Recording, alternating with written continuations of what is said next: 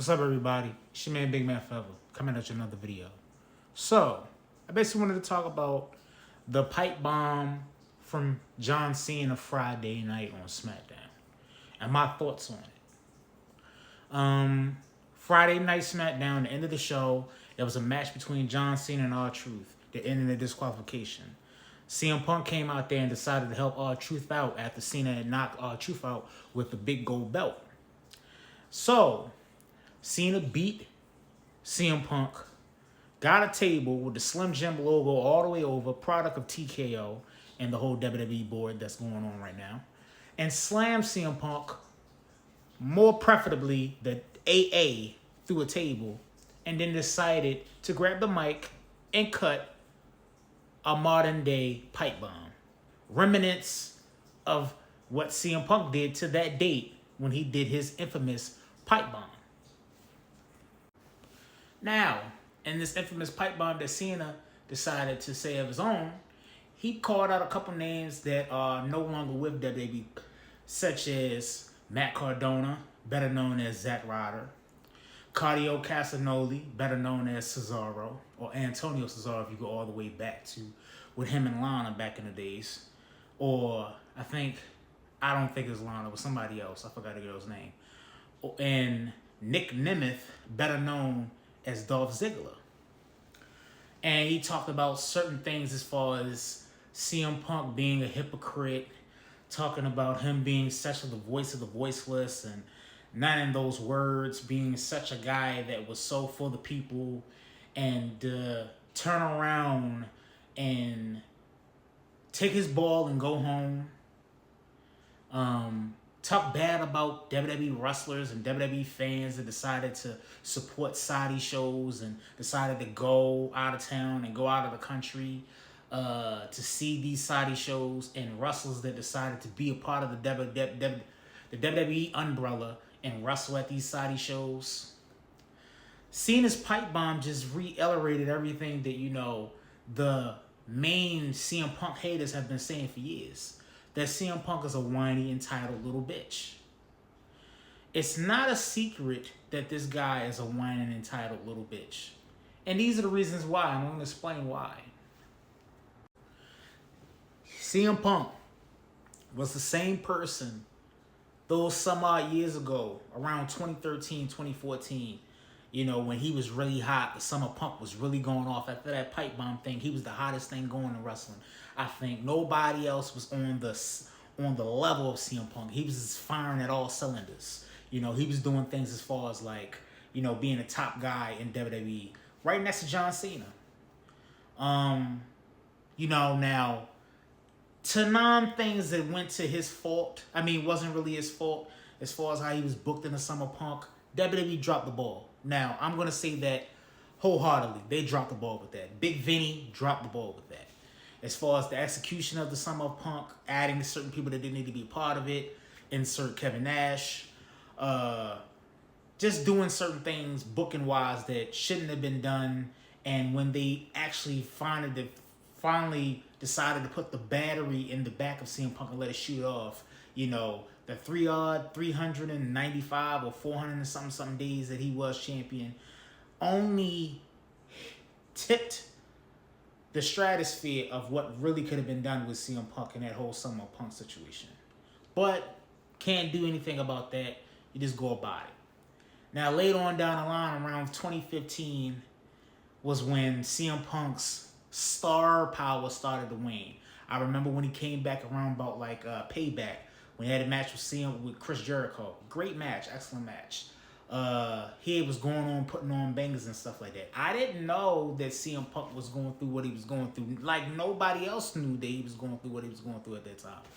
He was just losing a lot of high-profile matches to the people like Triple H. He was losing matches to, Alberto Del Rio. He was losing matches to The Undertaker. He was losing matches to Brock Lesnar in that crazy classic match at SummerSlam.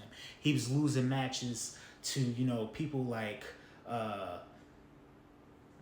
he was losing big high-profile matches to what I'm saying. Because I can't really remember not too many people that he really lost to for the people that I did name.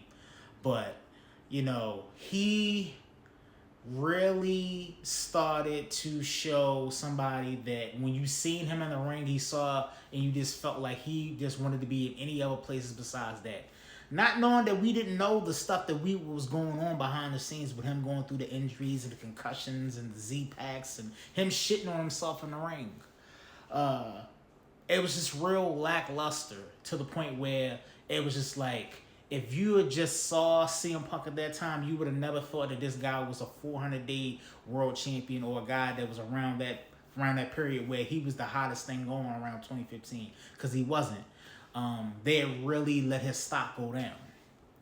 Now, there's certain things CM Punk could have done as far as like how he exited WWE. Now I understand you're going through it. You need emotional and mental and physical break from the big feds. I understand that, but the way about how he went it, for the certain things as far as like him saying what he said about Triple H when you don't have the same credentials and you didn't draw a dime like Triple H did. You feeling like you didn't need a job to certain people that you felt like you should have. And just the big, attitude where he just came like, oh, if I can't have my way, I'm just going to take my ball and I'm going to go home. And that's what he decided to do. And he left a lot of us that were CM Punk fans at that time feeling left out and feeling like we just lost all of this hope and momentum that we had in this guy that we put so much faith into, where he was making all these promises for change as far as ice cream bars, making WWE great again, fixing things from within. And he just turned around and just said F it, because he couldn't handle what was going on behind the scenes and how he was just being portrayed in a wrestling sense. Then you have him talking about how bad that the WWE, how the wrestlers should be ashamed of themselves and how the fans should be ashamed of themselves for supporting Saudi shows and calling it blood money. Just basically giving a middle finger to the fans that supported him and made his fucking career, mean something, and made him such the household name that he is now, to where he could get a big ass fat check from Tony Khan and all of those big money mark match promoters that are going on in AEW, WWE, and etc.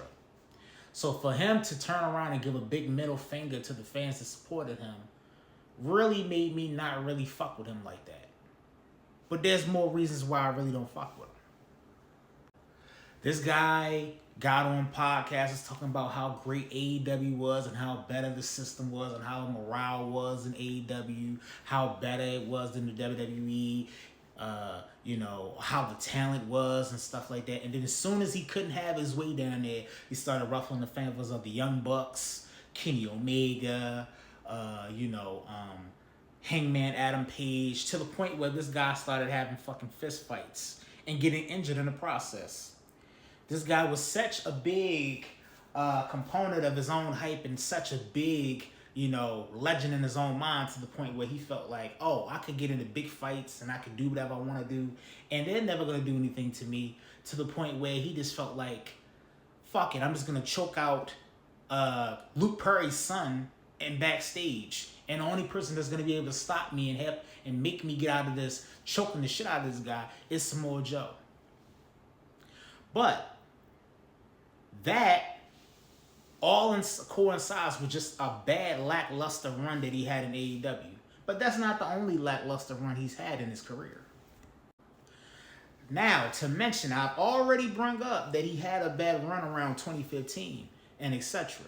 Now, let's talk about this new coming of age run that he's had since he's came back to WWE and had sort of a coming to Jesus moment, to where he feels like he's more mature, he's more wiser, he's more, understanding of people's moods and stuff like that.